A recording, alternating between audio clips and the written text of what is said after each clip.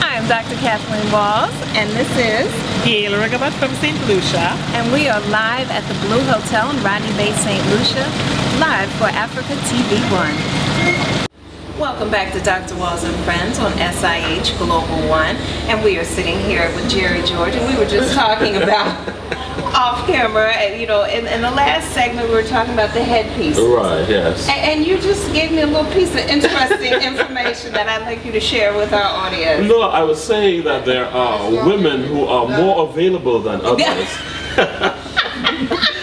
And for your services, for their services, you will have to pay for that.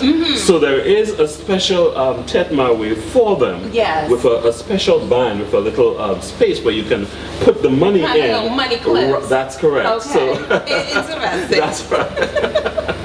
Oh, that is hilarious. Yeah, but I think over the years that people have tried to be innovative in terms of, yes, our grandparents, especially our grandmothers used to wear this, but you know, lately people have tried to do everything differently.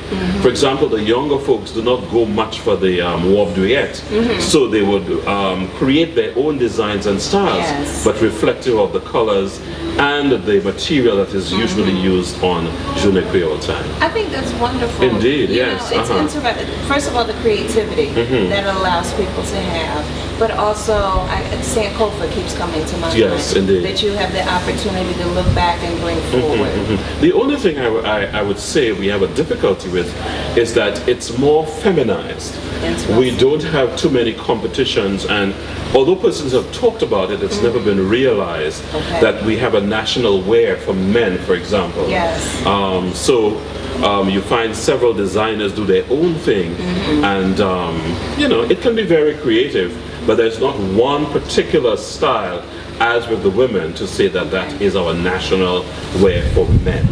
Yes, that's the only downside I see, but other than that, it's quite good. Now, someone who is yourself, who's very much in the media and knowing the history and the culture of St. Lucia.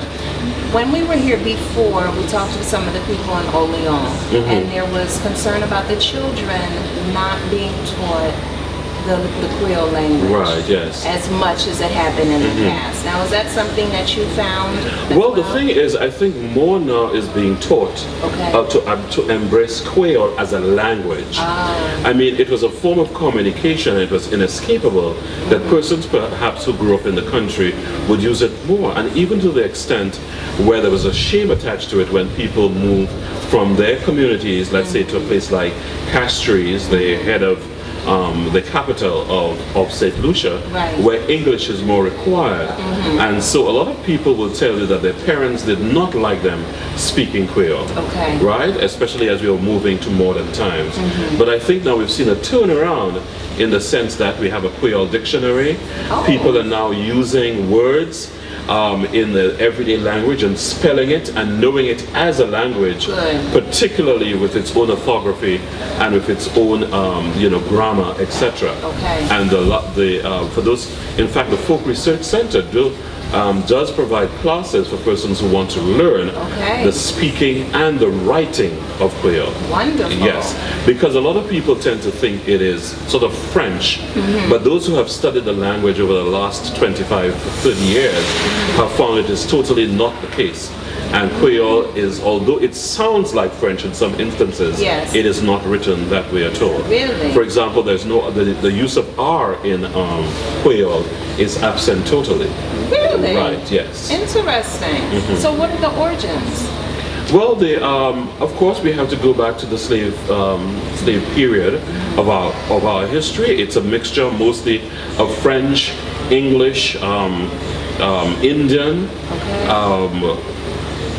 and other cultures that sort of impacted on St. Lucia, in terms of the invasion, because the folklore and the history is that St. Lucia has been 7 times English, 7 times French, but then we are totally African, in a sense. So Africans brought their own language, and all these things have merged one way or the other as Africans tried to understand themselves in the new world. So they developed their own language, and that's what we have today. Wow. Yes. And now another place where I really see that immersion is with the food. What are some of the cultural foods that people will see this weekend? Well, a lot of persons who would travel would see the use of a lot of ground provisions, you know, ranging from breadfruit to dashi to tanya to yam, and a lot of things that are grown in the communities themselves. Okay. So people try to avoid chicken, unless it is Creole chicken. You raise these hens on your own. Oh, right. And the beef is a persons who have killed cows and, you know, offer it. A lot of fish.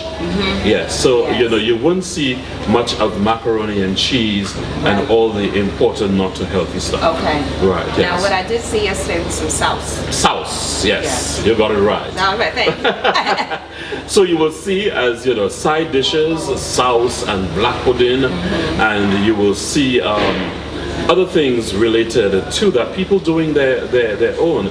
For example, there are sweet delicacies.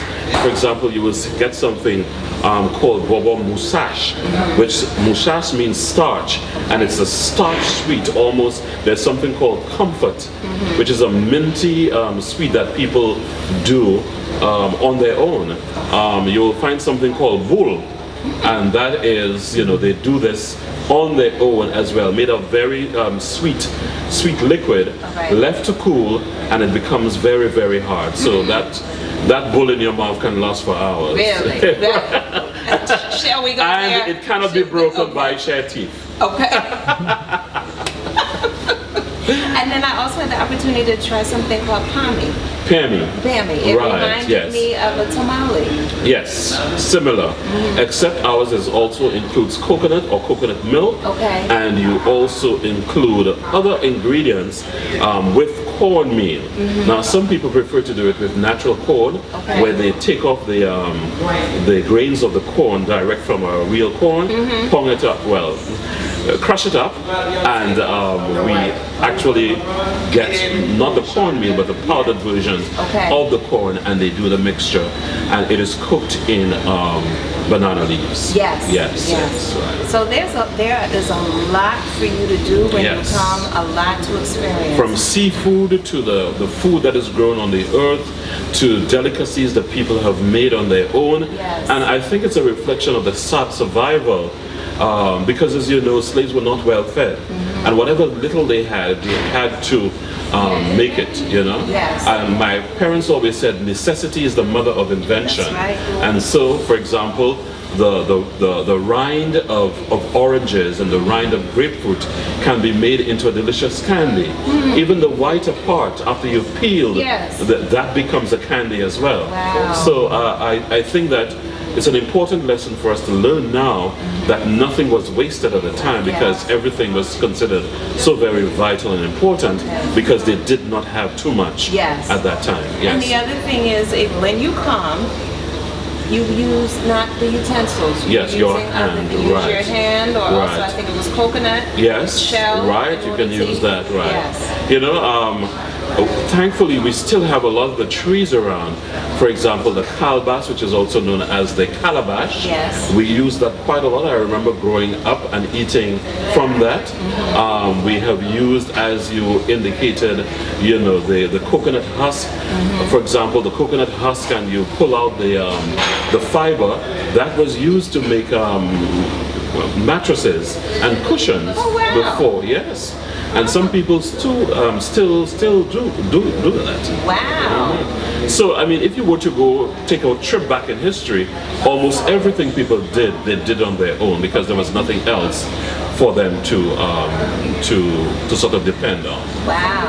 So as you see, when you come, and coming during this time, October, which is Cultural Heritage Month, there is a lot to learn about St. Lucia. St. Lucia is definitely known for its beautiful beaches, but there is a rich culture for you to enjoy as well. Not to mention the music. And I was going to say, and the music. Yes, go ahead. Well, let's take a pause. Yes. Let's take a pause and come back and talk about the music. Indeed, yes.